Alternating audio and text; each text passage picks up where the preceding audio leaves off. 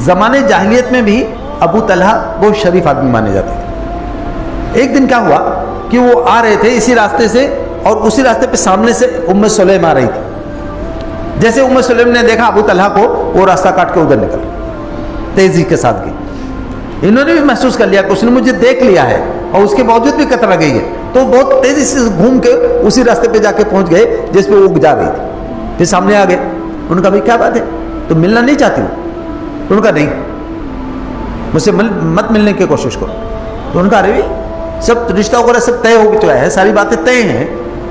कहा नहीं अबू तलहा कुछ भी तय नहीं है। उन्होंने कहा भाई क्या गलती हो गई है, सारी बातें तय हैं, तुम कह रहे हो कुछ तय नहीं है। कहा नहीं वो सबको भूल जाओ, ऐसी कोई चीज नहीं है। अबू तलहा शरीफ आदमी। तो उन्होंने कहा भाई बात क्या है? उन्होंने कहा देखो अबू तलहा, मैं मोहम्मद सल्लल्लाहु अलैहि वसल्लम पर ईमान ला चुके,